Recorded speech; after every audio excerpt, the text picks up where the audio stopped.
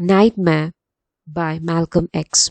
When my mother was pregnant with me, she told me later, a party of hooded Ku Klux Klan riders galloped up to our home in Omaha, Nebraska one night.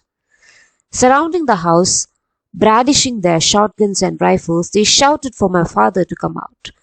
My mother went to the front door and opened it, standing where they could see her pregnant condition. She told them that she was alone with her 3 small children and that my father was away preaching in Milwaukee. The Klansmen shouted threats and warnings at her that we had better get out of the town because the good Christian white people were not going to stand for my father's spreading trouble among the good Negroes of Omaha with the Back to Africa preachings of Marcus Garvey. My father, the Reverend Earl Little, was a Baptist minister, a dedicated organizer for Marquess Aurelius Garvey's UNIA, Universal Negro Improvement Association. With the help of such disciples as my father, Garvey, from his headquarters in New York City, Harlem, was raising the banner of black race purity and exhorting the Negro masses to return to their ancestral African homeland, a cause which had made Garvey the most controversial black man on earth.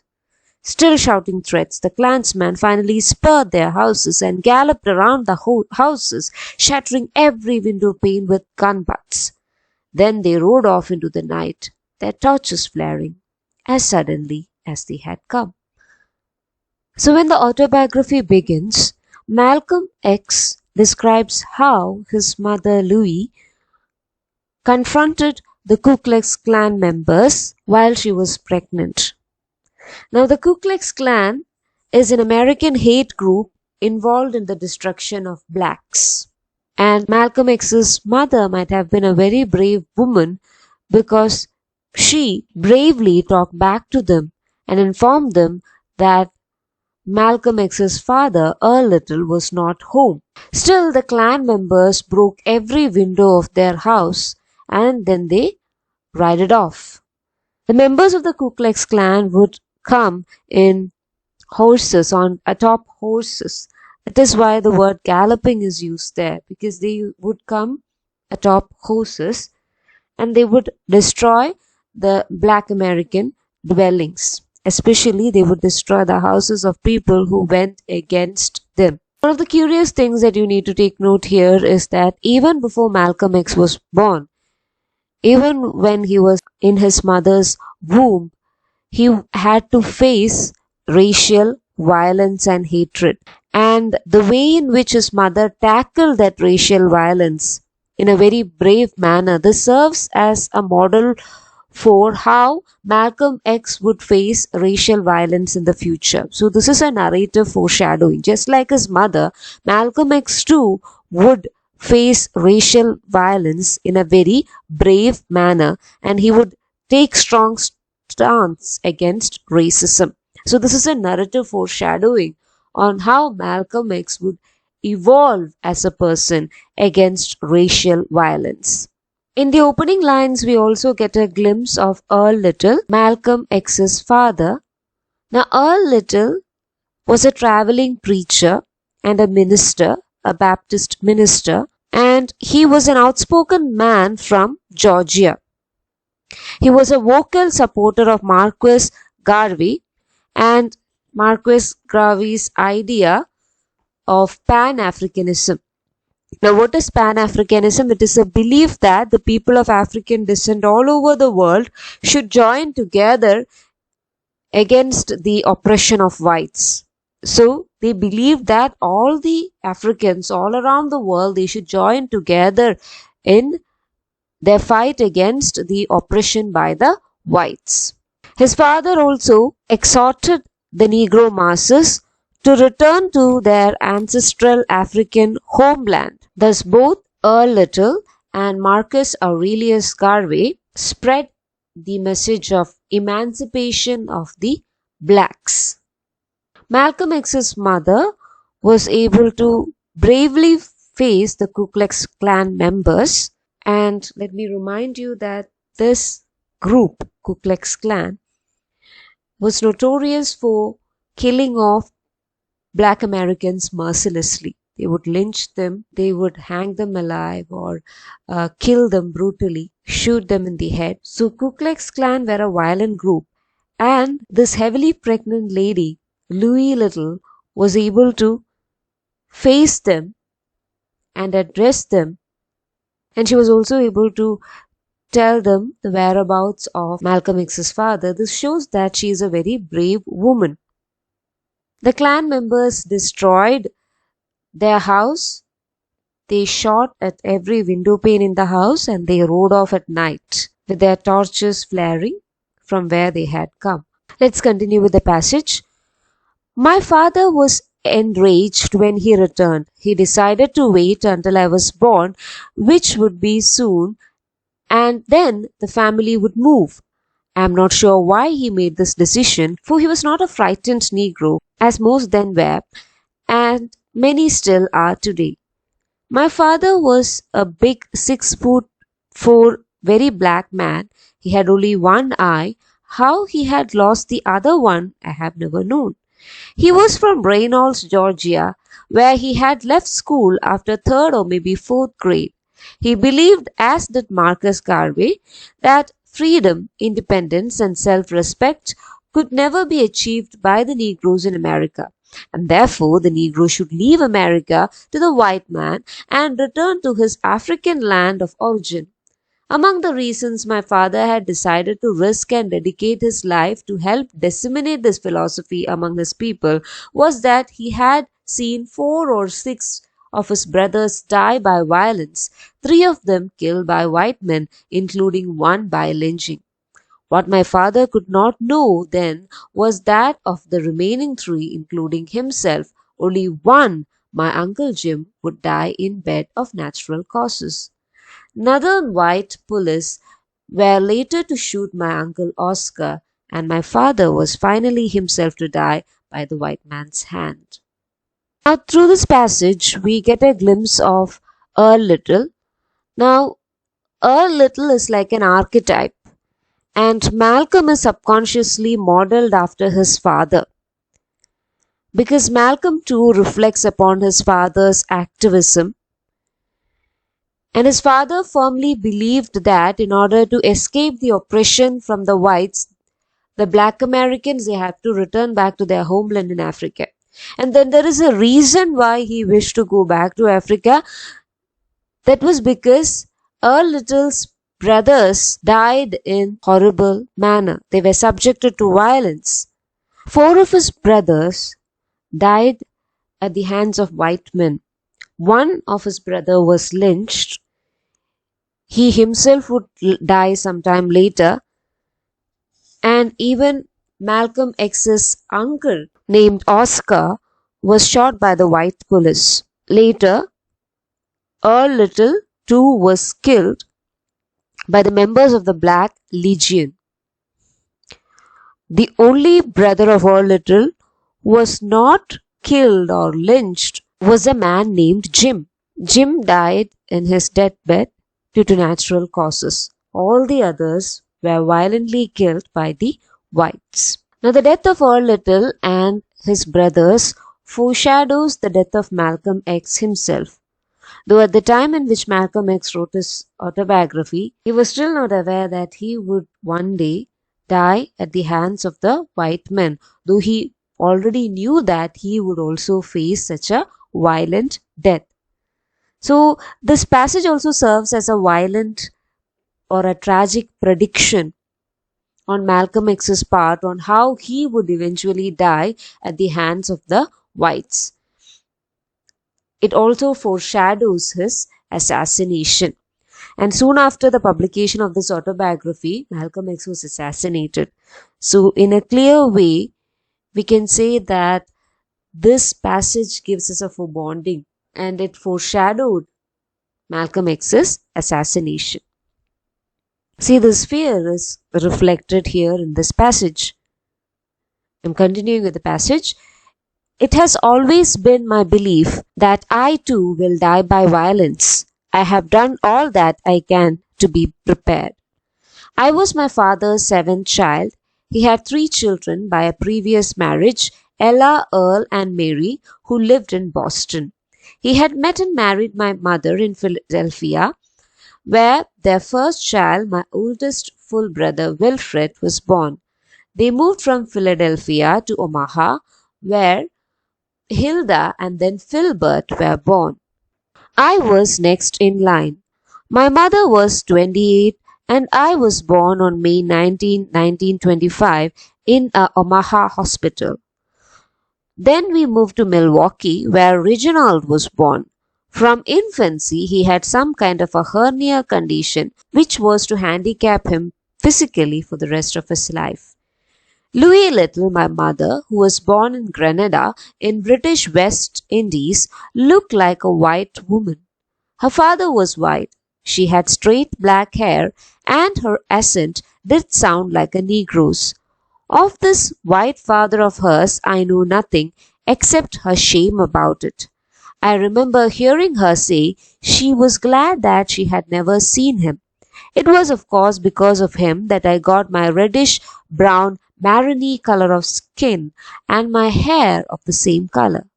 I was the lightest child in our family. Out in the world later on in Boston and New York, I was among the millions of Negroes who were insane enough to feel that it was some kind of a status symbol to be light complexioned, that one was actually fortunate to be born thus. But still later I learned to hate every drop of the white rapist blood that is in me. Our family stayed only briefly in Milwaukee, for my father wanted to find a place where he could raise our own food and perhaps build a business. The teaching of Marcus Garvey stressed becoming independent of the white man. We went next for some reason to Lansing, Michigan.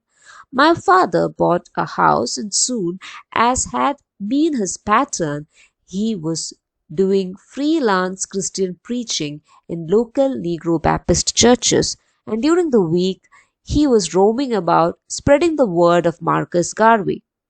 Now the next passage recounts Malcolm's birth and it tells us a bit about his siblings. So Malcolm was born on May 19, 1925 in Omaha, Nebraska. He was the fourth child of Louis Little. He had older siblings, Wilfred, Hilda, and Philbert, and they were all born in Philadelphia. His younger brother, Reginald, was born in Milwaukee. Earl Little had 3 children in his previous marriage, and they were Ella, Earl, and Mary, and they all lived in Boston. Malcolm's mother came from Grenada, and she was a mixed-raced woman. She looked white. She had the looks of a white because she had a white father whom she never met. Now this white father might have raped Louis's mother and that might have caused Louis's birth. So Louis disavowed her father. The identity of this white grandfather serves as a kind of original sin for Malcolm. Among his siblings, Malcolm is the only one who is lighter in color. At an earlier time in his life, he felt privileged to be light in color. But later on, it began to haunt him, especially when he was faced with racism and violence. He began to abhor or he began to hate the blood of the rapist that was running through his veins. So his grandfather was a rapist. He raped his grandmother and made her pregnant, and that was how Louis Little was born. And Louis Little also hated Malcolm for being lighter in color. Louis Little hated her father, and she was happy that she never met him because she considered her father to be a rapist. And later on, at a later part of the life, Malcolm X too considered his grandfather to be a rapist and he hated that white blood that was running through his veins. So Malcolm X was born in Omaha and later on they moved to Milwaukee and Reginald was born here. They only stayed briefly on Milwaukee because Malcolm X's father wanted to find a place in which they could grow their own crops They wanted to become self-reliant because Malcolm X's father, Earl Little, followed the preachings of Marcus Garvey, and Marcus Garvey stressed the importance of becoming independent from the white man. And one of the best ways to become independent is by self-sufficiency in terms of food. So they wanted to cultivate their own food, and hence they moved to Lansing, Michigan. There his father bought a house and he started doing freelance Christian preachings in the local Negro Baptist churches. So after a brief stay in Milwaukee, the family moves to Lansing, Michigan, where Earl plans to open a store one day. However, his spreading of Marcus Garvey's beliefs attract negative attention from the Black Legion. Now, the Black Legion is a splinter group of Ku Klux Klan. It is a subgroup of Ku Klux Klan, and in one night in 1929, which Malcolm calls as the Nightmare Night, the Black Legion set fire to their house. Earl did shoot at the arsonists, at the persons who spread the fire, and he directed his family out to safety. By calling the night Nightmare Night, Malcolm underlines the psychological scarring that he felt. And like nightmares, Malcolm will be forced to relive the experience even when he became an adult, because his family house was bombed and they lost everything. Now, the Black Legion, the name comes from the black robe that they wear, unlike the white hoods which are worn by the members of the Ku Klux Klan or KKK. So we can undoubtedly say that the entire incident deeply scarred Malcolm X and the members of his family. Continuing with the passage. My father prevailed on some friends to clothe and house us temporarily. Then he moved us into another house on the outskirts of East Lansing. In those days, Negroes weren't allowed after dark in East Lansing proper. There is where Michigan State University is located. I related all this to an audience of students when I spoke there in January 1963 and had the first reunion in a long while with my younger brother Robert, who was there doing postgraduate studies in psychology. I told them how East Lansing harassed us so much that we had to move again, this time 2 miles out of the town into the country. This was where my father built for us with his own hands a 4-room house. This is where I really begin to remember things. This home where I started to grow up. After the fire, I remember that my father was called in and questioned about the permit for the pistol with which he had shot at the white men who set the fire. I remember that police were always dropping by our house, showing things around, just checking or looking for a gun. The pistol they were looking for, which they never found and for which they wouldn't issue a permit, was sewed up inside a pillow.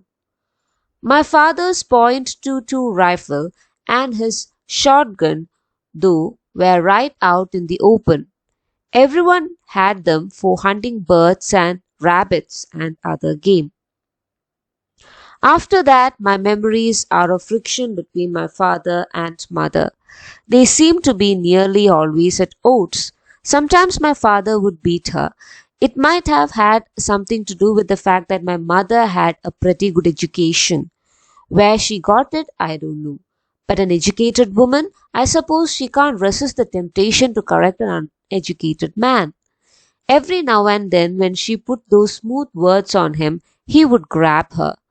My father was also belligerent towards all of the children except me. The older ones he would beat almost savagely if they broke any of his rules, and he had so many rules it was hard to know them all. Nearly all the whippings came from my mother. I have thought a lot about why. I actually believe that as anti-white as my father was, he was subconsciously so afflicted with the white man's brainwashing of the Negroes that he inclined to favor the lighter ones. And I was the lightest child. Most Negro parents in those days would almost instinctively treat any lighter children better than they did the darker ones. It came directly from the slavery tradition that the mulatto, because he was visibly nearer to white, was therefore better. My two other images of my father are both outside the home. One was his role as a Baptist preacher. Now, after the brief incident by which the family home was put to fire, Earl built a family home outside of the town with his own hands. And this was the house that Malcolm remembers as his own childhood home. The police and the firefighters did nothing about the attack, but they did question Earl about the pistol that he owned, with which he shot the members of the Black Legion.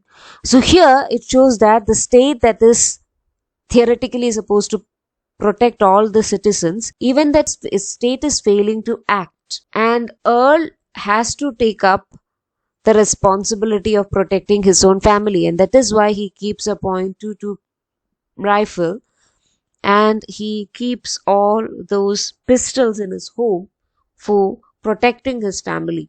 So it is from his father that Malcolm learns about self-reliance, and it is from his father that he comes to learn about the racism that is inherent within the American establishment. That is why they were not willing to press charges on the members of the Black Legion, but instead they questioned Earl Little about the possession of the pistol. Now, Earl Little is portrayed as a violent man. When it comes to his family, there is a kind of a family dysfunction that is there within the family. He often used to beat his wife, and this was probably because Louis Little was educated. So she used to talk back to Earl Little and he hated her for that. And Louis Little had a way of talking with Earl Little in a very smooth manner. And this provoked Earl Little because Earl Little was an uneducated man.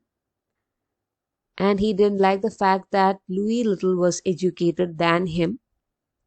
He also used to beat his children for breaking rules, and he had 100 rules and the children were not able to follow all the rules that he put forth. But he never used to beat Malcolm because Malcolm had a lighter skin tone.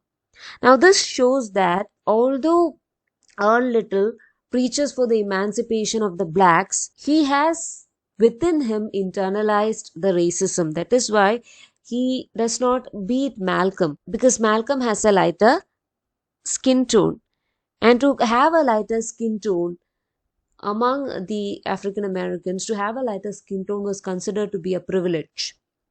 So in a way, Malcolm's father had internalized this racism because he had this bias towards Malcolm. He always favored Malcolm. He sympathized with him because Malcolm had a fair skin tone.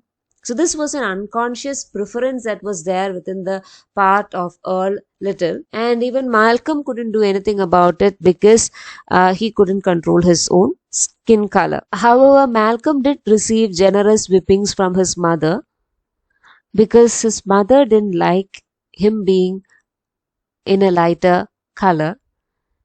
Later on this extract, there is an instance in which she tells Malcolm to go and stand in the sun so that he could get dark in color. Now, this bias that Earl Little had towards Malcolm X, it was not an exclusive bias because most of the Black Americans preferred lighter children.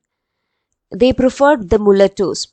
And who are mulattoes? Mulattoes are children who are born out of mixed parentage or who are lighter in color because of mixed black and white ancestry.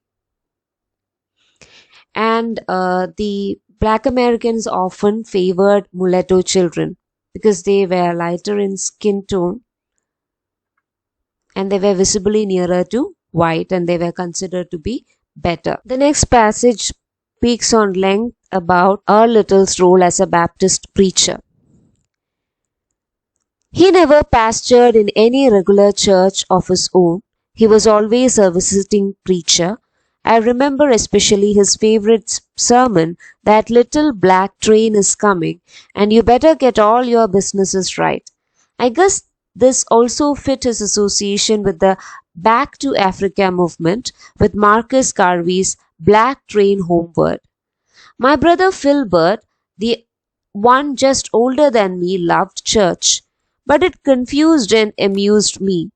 I would sit goggle eyed at my father, jumping and shouting as he preached, with the congregation jumping and shouting behind him, their souls and bodies devoted to singing and praying.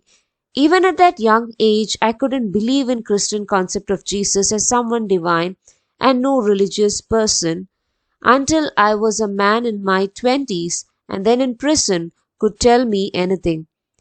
I had very little respect for people who represented religion. It was in his role as a preacher that my father had most contact with the Negroes of Lansing. Believe me when I tell you that those Negroes were in bad shape then. They are still in bad shape, though in a different way. By that I mean that I don't know a town with a higher percentage of complacent, misguided so-called middle-class Negroes, the typical status symbol-oriented, integration-seeking type of Negroes. Just recently, I was standing by in a lobby at United Nations talking with an African ambassador and his wife when a Negro came up to me and said, "You know me?" I was a little embarrassed because I thought he was someone I should remember. It turned out that he was one of those bragging, self-satisfied, middle-class Lansing Negroes. I wasn't ingratiated. He was the type who would never have been associated with Africa until the fad of having African friends became a status symbol for the middle-class Negroes. But when I was growing up, the successful Lansing Negroes were such as waiters and boot blacks. To be a janitor at some downtown store was to be highly respected. The real elite, the big shots, the voices of the race, were the waiters at Lansing Country Club and the shoe shine boys at the state capitol. The only Negroes who really had any money were the ones in the numerous racket or who ran the gambling houses or who in some other way lived parasitically off the poorest ones who were the masses. No Negroes were hired then by Lansing's big old mobile plant or Rio plant. Do you remember the Rio? It was manufactured in Lansing, and R.E. Olds, the man after whom it was named, also lived in Lansing. When the war came along, they hired some Negro janitors. The bulk of the Negroes were either on welfare or WPA or they starved. The day was to come when our family was so poor that we would eat the whole out of a donut, but at that time we were much better off than most of the town Negroes. The reason was that we raised much of our own food out there in the country where we were. We were much better off than the town Negroes who would shout, as my father preached, for the pie in the sky and the heaven in the hereafter, while the white man had his here on earth. I knew that the collections my father got from his preachings were mainly what fed and clothed us, and he also did other odd jobs. But still, the image of him that made me proudest was his crusading the militant campaignings with the words of Marcus Garvey. As young as I was then, I knew from what I overheard that my father was saying something that made him a tough man. I remember an old lady grinning and saying to my father, "You are scaring these white folks to death." One of the reasons I've always felt that my father favored me was that, to the best of my remembrance, it was only me that he sometimes took with him to Garvey UNIA meetings, which he held quietly in different people's homes. There were never more than a few people at any one time, 20 at most, but that was a lot packed into someone's living room.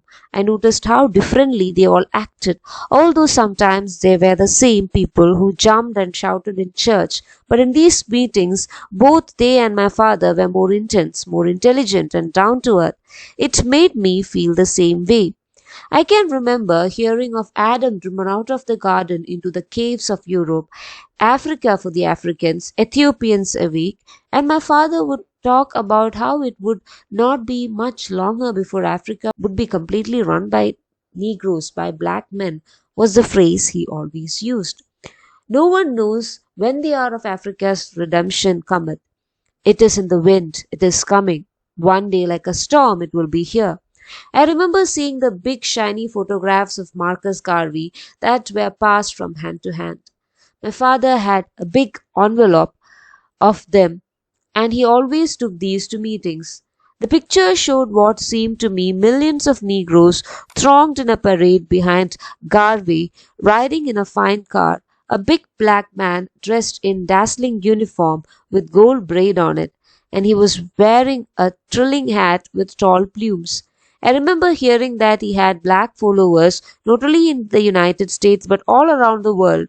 I remember how the meetings always closed with my father saying several times and the people chanting after him, "Up, you mighty race, you can accomplish what you will." I have never understood why, after hearing as much as I did of these kind of things, I somehow never thought then of black people in Africa. My image of Africa at that time was of naked savages, cannibals, monkeys, and tigers and steaming jungles.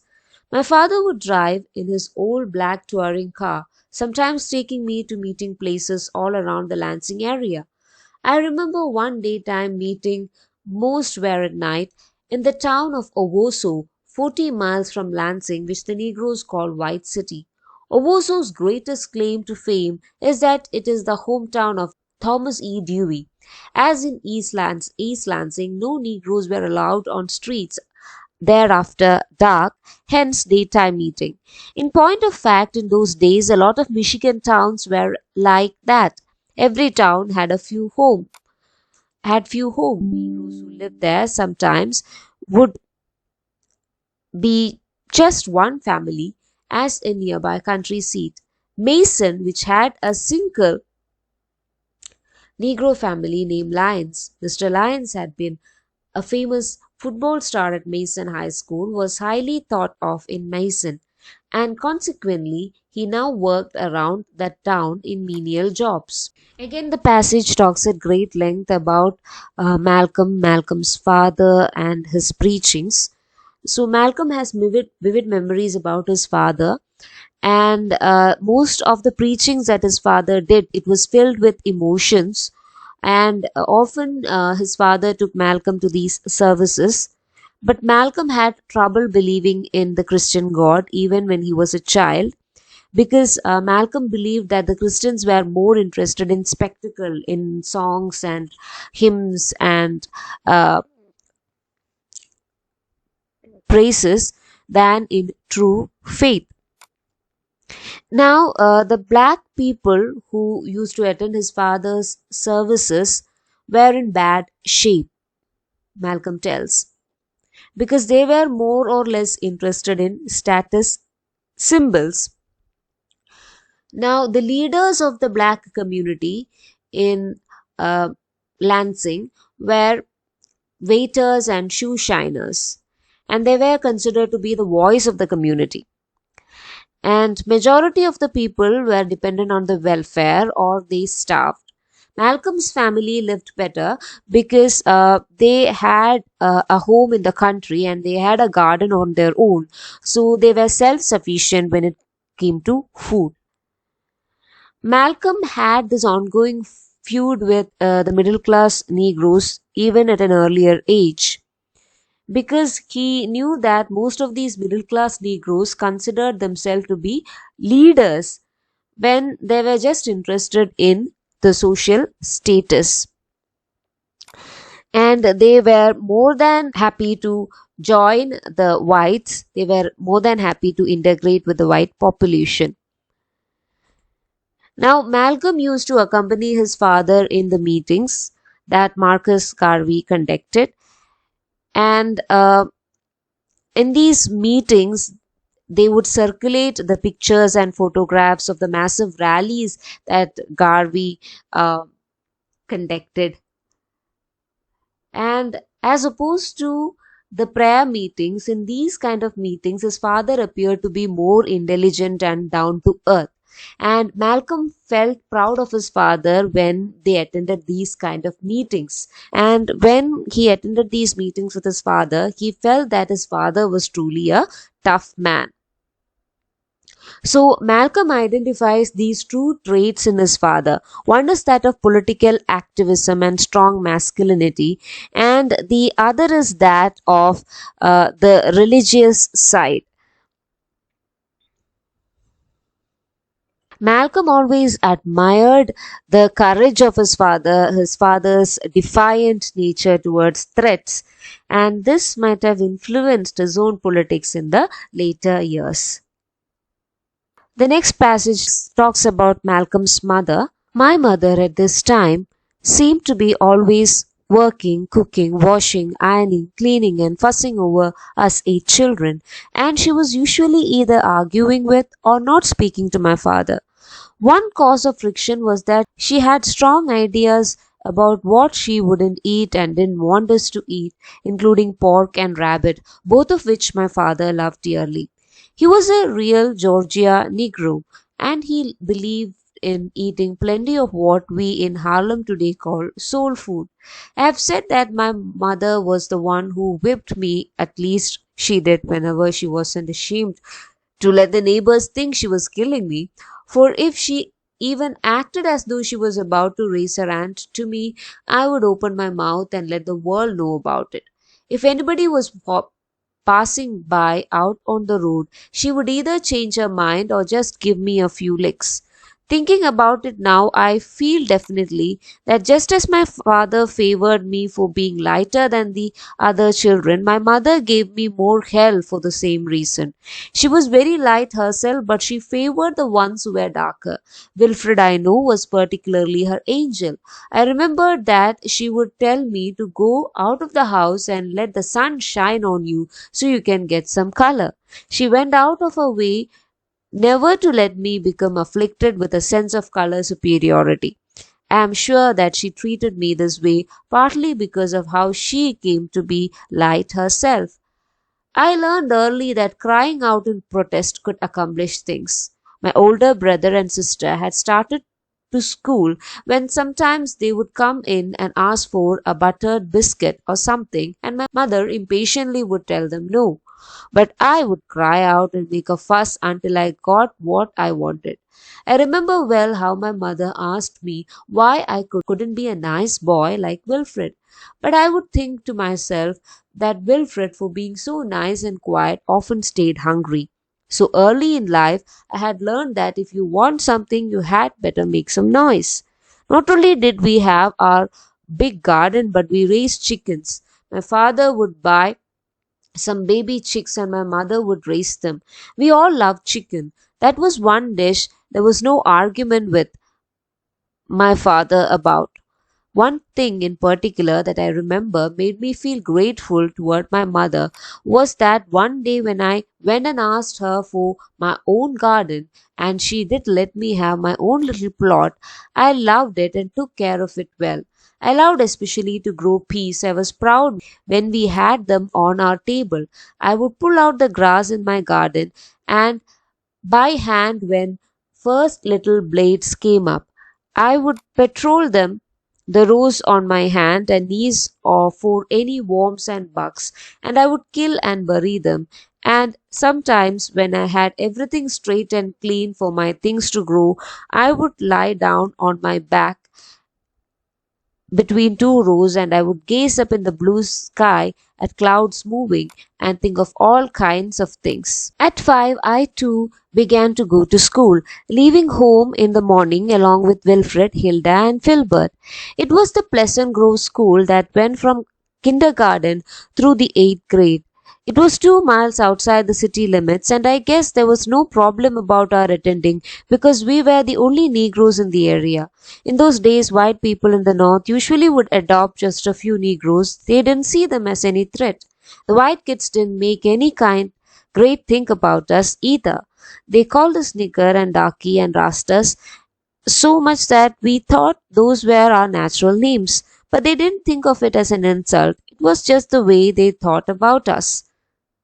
So the passage that we just read, it discusses about his mother Louis, and Louis had this huge task of rearing 8 children, and she had some dietary restrictions at home. She would not let her children eat pork and rabbit, and she herself refused to eat pork and rabbit. But anyway, she couldn't prevent her husband from consuming the same. And unlike Earl, Louis used to beat Malcolm a lot because she subconsciously despised him, because Malcolm used to resemble his rapist grandfather's skin tone. Malcolm often escaped from his mother's punishments by crying out loud, because if he cried out loud, then he would alarm the neighbors, and that would embarrass Louis. Now, Louis appears to be a very complex character, because on the one hand, she tries to discipline Malcolm, but on the other, she unreasonably beats her son. And the way in which Malcolm tries to escape the beatings, it shows how shrewd Malcolm is. Because Malcolm knows that if he cries out loud, then his mother would stop beating him. Now, the section also recounts how Malcolm started going to school along with his siblings, and the school was an integrated school, and they used to study along with the whites. And at that time, the whites were also okay with the African Americans studying with them, and even the whites in the locality, they used to adopt the African American children and give them education. However, they did receive certain insults from the white kids. White kids used to call them Negroes, Blackies, and all sorts of names like Rastas, etc. But they never meant it as an insult, and this might have been something that they internalized, right? So they did receive racial slurs from the children, but Malcolm writes that the white children, they didn't mean it as an insult. Maybe they heard it from their fathers and mothers, and then they just tried to imitate it. So, racism appears to be a benign reality for them. That is, it is a harmless reality for them. These children, these white children, they used to call them names, the black American children names, but still, they didn't consider it to be a very harmful affair. They considered it to be a harmless thing. And later, they also received violent threat from the white Americans. But still, Malcolm does not think that this instance in which the white children used to call names or throw racist slurs at black American children, it was something which is serious. So Malcolm does not think that the racist slurs were serious. It was just a benign reality that they had to live in. One afternoon in 1931, when Wilfred, Hilda, Filbert, and I came home, my mother and father were having one of their arguments. There had lately been a lot of tension around the house because of Black Legion threats. Anyway, my father had taken one of the rabbits which we were raising and ordered my mother to cook it. We raised rabbits but sold them to whites. My father had taken a rabbit from the rabbit pen. He had pulled off the rabbit's head. He was so strong he needed no knife to behead chickens or rabbits. With one twist of his big black hands, he simply twisted off the head and threw the bleeding neck thing back at my mother's feet. My mother was crying. She started to skin the rabbit, preparatory to cooking it. But my father was so angry he slammed out of the front door and started walking up the road toward the town. It was then that my mother had this vision. She had always been a strange woman in this sense, and had always had an intuition of things about to happen. And most of her children are the same way. I think when something is about to happen, I can feel something, sense something. I never have known something to happen that has caught me completely off guard except once. And that was when years later I discovered facts I couldn't believe about a man who, up until that discovery, I would gladly have given my life for. My father was well up the road when my mother ran screaming out onto the porch. Early, early, she screamed his name. She clutched up her apron in one hand and ran down the yard and into the road. My father turned around. He saw her. For some reason, considering how angry he had been when he left, he waved at her, but he kept on going. She told me later, my mother did, that she had a vision of my father's end. All the rest of the afternoon she was not herself, crying and nervous and upset. She finished cooking the rabbit and put the whole thing in the warmer part of the black stove. When my father was not back home by our bedtime, my mother hugged and clutched us, and we felt strange, not knowing what to do because she had never acted like that. I remember waking up to the sound of my mother screaming again. When I scrambled out, I saw the police in Irving's room. They were trying to calm her down. She had snatched on her clothes to go with them, and all of us children who were staring knew without anyone having to say it that something terrible had happened to our father. My mother was taken by the police to the hospital and to a room where a sheet was over my father in a bed, and she wouldn't look. She was afraid to look. Probably it was wise that she didn't. My father's skull on one side was crushed in, and I was told later Negroes in Lansing have always whispered that he was attacked and then laid across some tracks for a streetcar to run over him. His body was cut almost in half. He lived 2.5 hours in that condition. Negroes then were stronger than they are now, especially Georgia Negroes. Negroes born in Georgia had to be strong simply to survive. It was morning when we children at home got the word that he was dead. I was 6. I can remember a vague commotion, house filled with people crying, saying bitterly that the white black legion had finally gotten him. My mother was hysterical. In bedroom, women were holding smelling salt under her nose. She was still hysterical at the funeral. I don't have a very clear memory of the funeral either. Oddly, the main thing I remember is that it wasn't in a church, and that surprised me, since my father was a preacher, and I had been where he preached people's funeral in churches, but his was in a funeral home. I remember that during the service a big black fly came down and landed on my father's face, and Wilfred sprang up from his chair and he shooed the fly away, and he came groping back to his chair. There were folding chairs for us to sit in, and tears were streaming down his face. When we went by the casket, I remember that I thought that it looked as if my father's strong black face had been dusted with flour, and I wished they hadn't put on such a lot to it. Back in the big 4-room house, there were many visitors for another week or so. They were good friends of the family, such as Lyons from Mason, 12 miles away, and Walkers and McGuire's and Liscoes and the Greens, Randolphs and Turners and others from Lansing, and a lot of people from other towns whom I had seen at Garvey meetings. We children adjusted more easily than our mother did. We couldn't see as clearly as she did the trials that lay ahead. As the visitors tapered off, she became very concerned about collecting the 2 insurance policies that my father had always been proud he carried. He had always said that the families should be protected in case of death. One policy apparently paid off without any problem. The smaller one, I don't know the amount of it.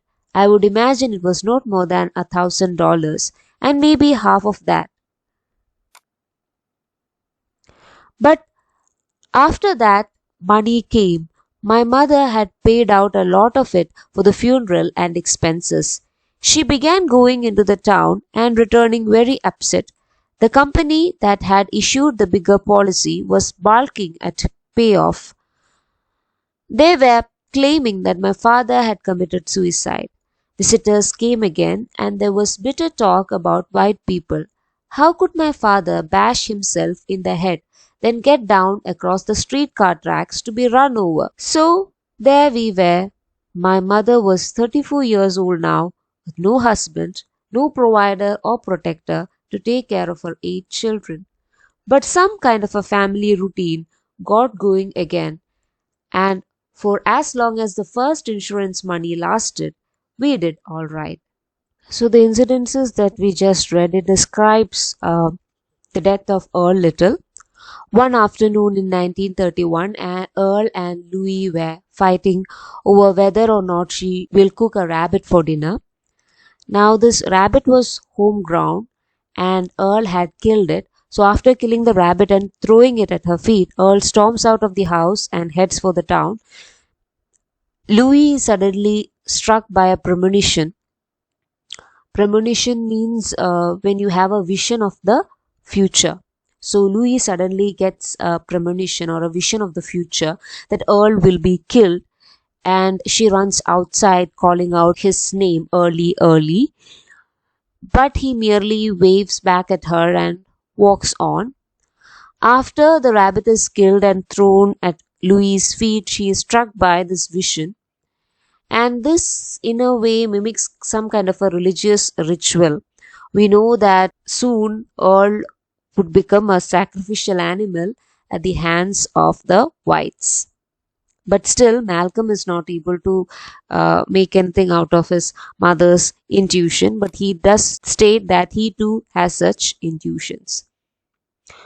Now, Louis finishes cooking dinner, but is on edge after her vision of Earl's death. She is crying and she feels that something bad is going to happen. When he doesn't come home, the family heads to bed and the children are aware of the tension that is there in the home. Malcolm awakes to the sound of Louis screaming, and Earl had been run over by a streetcar. The black community, however, does not believe in the police officer's narrative of the incident. They believe that Earl Little was killed by the Black Legion. They believe that he was murdered by the Black Legion. Not only was he run over, but he had been beaten up pretty badly. He was bludgeoned pretty badly on the face. In both the children and in black community at large, the knowledge of oppression and violence is something that they cannot speak out loud. It is sensed, but they discuss about it only behind closed doors. Police will not pursue any investigation on the clans. They will settle for the most convenient answer. If it is a black person who had died, they would just say that it was a suicide. Now, Malcolm doesn't remember much about his father's funeral. He just remembers that it happened outside the church, and this is quite strange for him because his father was, after all, a minister in the church. But still, he was not given a proper burial. Family, friends do come to their home for over a week, and life slowly returns back to normal. Now the family practically has no income because the sole breadwinner of the family is dead. Earl had previously taken life insurance policies, but they seems to be void because the life insurance company states that they won't be able to give them insurance because it seems like he had committed suicide. So even in death, Earl does not receive any kind of justice. They do receive some money in the form of an insurance, but that was for a small amount. But the other larger amount they don't get because the insurance company people say that Earl committed suicide. And since murder had been ruled out, they cannot give them the money. Thus, even though Malcolm X's family does not receive any kind of aid from the insurance company, even though Earl's death is not avenged, the insurance company do make a profit out of Earl's death because his insurance money is unclaimed and now they can have it. So with that, we come to the end of today's lecture. We shall be discussing the remaining part of this biography in another lecture. Thank you for listening. Take care.